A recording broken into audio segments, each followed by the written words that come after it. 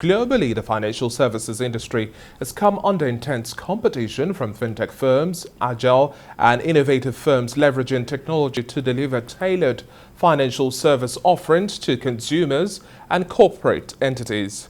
In Nigeria, investors are taking positions on stakes as well in the country's growing tech ecosystem, fueled by attractive fundamentals like the country's youthful and tech-savvy population, increase in smartphones and internet penetration, large unbanked population, among other factors. Now, in recent years as well, cryptocurrency and in particular Bitcoin has demonstrated its value, now boasting over 14 million Bitcoins in circulation, as current market capitalization have also been driven by the new technology. Now, with Nigeria as well, we've seen the launch of the e-Naira gradually taking a footing as well. Now, while cryptocurrencies continue to gain some acceptance as a payment option globally, price volatility and the opportunity for speculative investment has also encouraged consumers not to use cryptocurrency to purchase goods and services, but rather to trade with it. Joining me now virtually to discuss this and more and looking at the evolving trends we have in the fintech space, I have international financial analyst Opeoluwa Dapo Thomas. Good to have you on the show this afternoon. Hello, good afternoon. Thank you for having me on your show. Now, Opeoluwa, when we're looking at the fintech space in Nigeria, Nigeria seems to lead the pack in terms of competition on the regional, West African regional, or the entire African continental base. We see big players in Nigeria take center stage.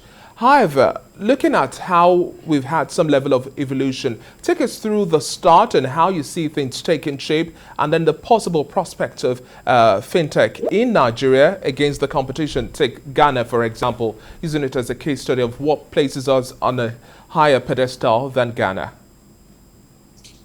All right. The background is currently what's really going on in the international markets is Nigeria is the Silicon Valley of Africa. And we're second, we're first, and we also compete with Kenya thereabouts. And this is because of data that comes into Nigeria. So if we're looking at 2019 data, and the reason why I'm using 2019 data is because of the pandemic asterisk year 2020. You see the amount of money that's come into the Nigerian tech space. $256 billion represents the transactional volume of Nigerians using payment solutions that have been innovative payment solutions by the fintech space, and this is over 107 trillion naira.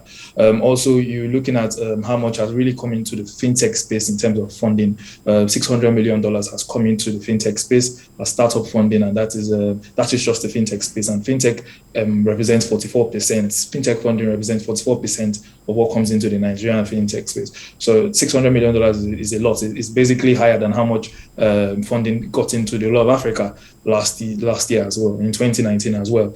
Also, we're looking at the amount that has been invested in savings and investment products offered by these tech companies. We're looking at $3.6 billion. So if you look at these figures, you understand why a lot of international investors are coming in, trying to get into deals, trying to invest in the latest startup, looking at the demographics of Nigeria. So let's look at the demographics of Nigeria.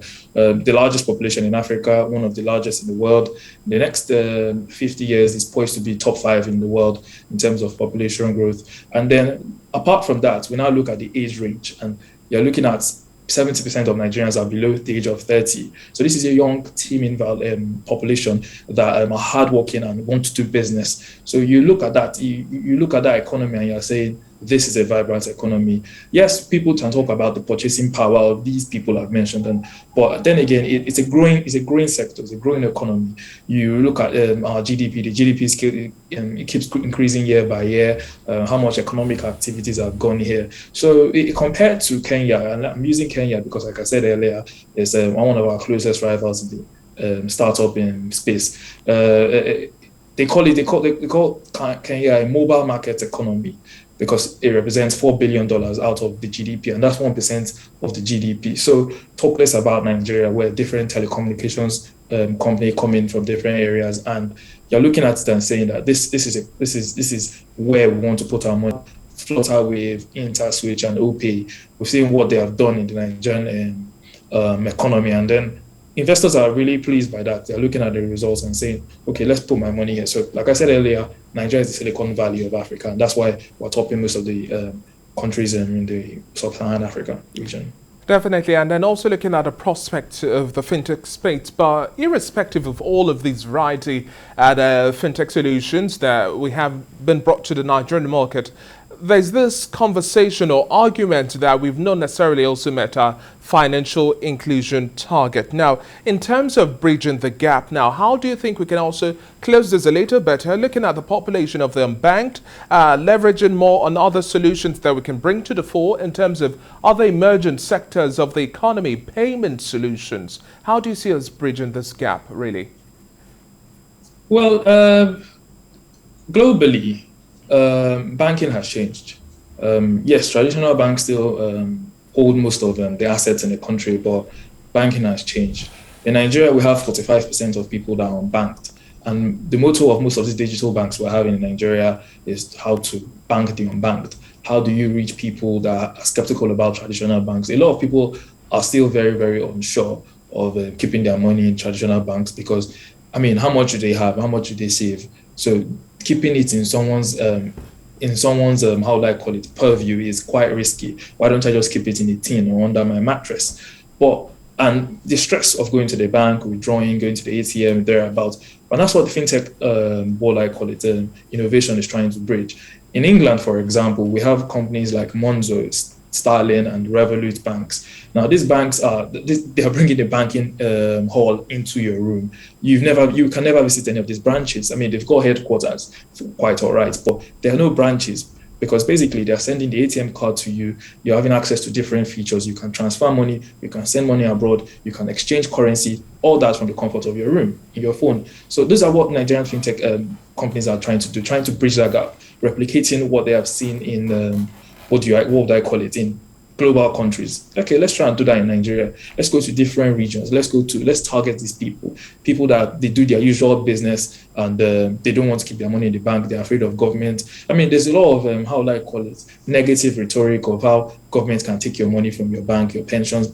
I mean, that is not true, like I said, but like I said, it's a rhetoric people are afraid of. So let them it's rather safe for them to keep it in their accounts. But when you see how digital banks operate, you'll be very, very interested in doing that. So with the way fintech companies are scaling, that is what they want to achieve. And I mean, let's just see in the next few years how they get to do that. But we're trying to, like I said, they're trying to bank the unbanked. 45% of people in Nigeria are financially excluded. So how do you try and bridge that gap? That is what they're looking at. Mm. And then looking at the future as well now, we are seeing a fast evolution in terms of digital payment solutions. You've made mention of the fact that we're also seeing financial transactions taking a new shape now. This is also tilted into the cryptocurrency market now. Yes, the Nigerian government's initial response to trading of Bitcoin and other cryptocurrencies wasn't necessarily the best reception, according to some. And now we have the Central Bank of Nigeria's digital currency. That's the e-naira now. Putting these two to the fore now, how do you see us getting a fine line in terms of crypto trading and as well as also having central bank digital currencies globally? Nigeria also is blazing the trail here, being the first. We are perfecting this learning curve to ensure that we have the e-naira take its footing in the country. Yet we're also seeing the youthful population also trading a whole lot in Bitcoin and Ether, that's the blockchain linked to Ethereum, and a whole lot more. How do you see us just getting this fine line in our blockchain solution, financial payment, and the penetration in the market beyond what we have today? A lot of people are really, really, I mean, it looks quite hypocritical that the Nigerian government clamped down on cryptocurrency and now brought up their own cryptocurrency. I think the problem is people need to understand the functionalities of both. So let's take, for example, Bitcoin and Ethereum and those cryptocurrencies. What are their use cases? What are their utility? What do you use them for? It could be a speculative asset. Speculative assets in the traditional sense where you're investing in it, you go to an exchange, you invest your money in it, it can go up, it can go down. It's a volatile market. So that is one functionality of it. Another functionality is it can serve as a payment option where you can transfer money from here to America using the Bitcoin Lightning Network and or a peer-to-peer transaction on an exchange. That's the second. Some people see it as a commodity. Some people see it as a hedge against inflation. There's still question marks about it, and this is globally, not even just in Nigeria. I mean, recently, the American government just allowed you to, the American Security Exchange Commission just allowed people to even invest in the Bitcoin ETF, not even the whole cryptocurrency, just the Bitcoin ETF, and that's because of pressure from the people within the space. So that's now. What's the e-naira? The e-naira is quite stable. So the speculative aspect of it is not there. The price is not going to go up. There's no price fluctuation. There's no volatility. And it's a payment option. People need to understand that the prerogative of the central bank is to promote a sound financial system and to ensure monetary stability in a country. Now, how do you achieve that when you are competing? That's the problem. They can't compete with Bitcoin, because Bitcoin is a payment option. The legal tender of Nigeria is in Naira, which obviously has now come to the e-Naira. Now, you can't allow, as a regulator, you can't allow people use Bitcoin for payment transactions.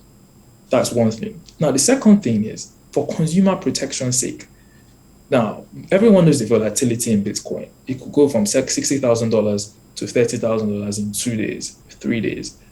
Now, the role of the central bank as a regulator is to protect consumers. Not everyone is financially educated to trade these markets. Even the best traders also lose money. You see where people lose $25 billion in a day. You see crypto tsunami headlines. So this is what the central bank is trying to protect people from, because it's one of their, what I call it, is the prerogative of their agency. So people need to understand that allowing Bitcoin to flourish in a country is not, like I said, it's not allowed. Should not be allowed, because I'm not saying it should not be allowed, but there's still room for, how will I call it, finding the middle ground. And it's not only in Nigeria, it's not only peculiar to Nigeria. Let's look at China, for example. You see how the Chinese government is clamping down on cryptocurrency, and that's because they want to release their digital yuan. They want to release their own central bank digital currency. In the UK, it's the same thing here. You have UK banks sending you messages saying, please, you are not allowed to use your banks on this cryptocurrency exchange. You see how they have sent Binance out of the UK, said you can't use this for a payment solution thereabouts. And the UK too is also trying to bring in their own central bank digital currency, because you've got to protect the legal tender, you've got to protect the sanity of the financial system. So let me give you an analogy. Is one of the tragic events we're going through in Lagos now is, when the building collapsed, people are asking, where are the regulators? Where are the regulators? It's the same way it happens in the financial space. Where are the regulators? You can't have a situation. The reason why I can go to bed asleep is because of the hardworking central bank government and the Security Exchange Commission, because these people ensure that financial institutions are on their toes, doing the right thing, preserving your money. So if you allow Bitcoin to penetrate into the country, this is where the CBN needs power over that. And like I said, Bitcoin, who invented it? This is an anonymous guy. No one knows who he is. So I'm not saying they don't know their intentions. I'm not saying that they don't know the intentions of the Bitcoin founders or whatever it is. But you've got to protect your financial system. And this is where the issue is. Well, the reality remains that the financial technology space is fast evolving. Digital currencies also coming to become the new mainstay. The cryptocurrency is also moving at a faster pace, and we cannot afford to play catch-up, but lead the pack. Thank you very much for your time once again on the show today. It's been a pleasure speaking with you, Opeoluwa Dapo Thomas. All right, thank you very much.